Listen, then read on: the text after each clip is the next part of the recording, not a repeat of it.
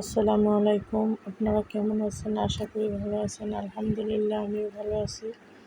আজকে এই সুন্দর ফুলগুলো আমি কীভাবে তৈরি করেছি সেগুলো আপনাদের সাথে শেয়ার করব। আমি এখন এই ফুলগুলো কীভাবে তৈরি করি সেটি আপনাদের দেখিয়ে দেব। সর্বপ্রথম আমি একটি তেরছি কাপড় নিয়েছি। এটাকে আমি কেটে আগে ফিতে বানানোর জন্য কাপড় কেটে রেডি করব। তারপর আমি ফুলগুলো তৈরি করি কীভাবে সেটি আপনাদের দেখিয়ে দেব। আপনি পাইপ ফিতে বানানোর জন্য সর্বপ্রথম তেরছি কাপড় কেটে নেবেন। সোজা কাপড়ে ফিতে বানালে ফিতেটা ভালো হয় না, সেজন্য তেরছিভাবে কাপড় কেটে নিতে হয়। আমি এখন ফিতেটাকে শলার সাহায্যে উল্টিয়ে নিচ্ছি। এরকম আস্তে আস্তে সুন্দরভাবে উল্টিয়ে নিয়েছি। এখন আমি 2 ইঞ্চি পরিমাণ কাপড় কেটে রেখেছিলাম, সেটি আমি ছোট ছোট করে এরকম কুচি দিয়ে দেবো। এখানে আমি এরকম কুচি দিয়ে দিয়েছি। আস্তে আস্তে আপনারা এরকম সুন্দরভাবে কুচি দিয়ে দেবেন। আমি এরকম সুন্দরভাবে কুচি দিয়ে দিয়েছি। এখন আমি গোলাপি কাপড়টা 4 ভাঁজ করে রেখেছিলাম, সেটাকে আমি 2টি ফিতে বানানোর জন্য কর্নারভাবে ভাঁজ করে মাথা দিয়ে একটু কেটে নিচ্ছি।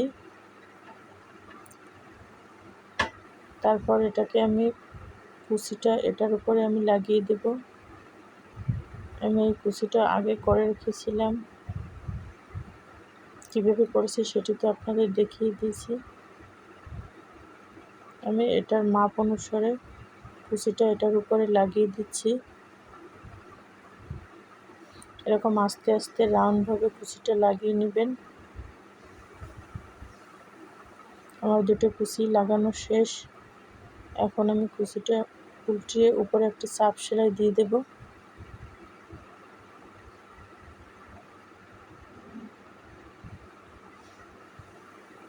এরকম আস্তে আস্তে ঘুরিয়ে ঘুরিয়ে সুন্দরভাবে একটি চাপ সেলাই দিয়ে দেব।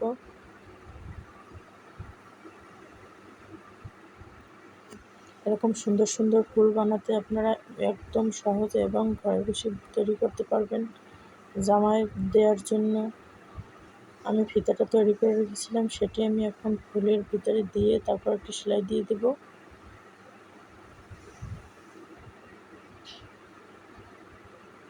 এরকম ভিতরে দিয়ে তারপর একটি সেলাই দিয়ে দিলে ফুলটি তৈরি হয়ে যাবে।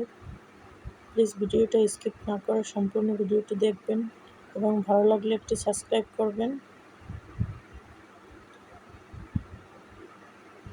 এবং কমেন্টে জানিয়ে দেবেন ভিডিওটা কেমন হয়েছে। আমি এভাবে সুন্দরভাবে ফুলগুলো উল্টিয়ে নিচ্ছি।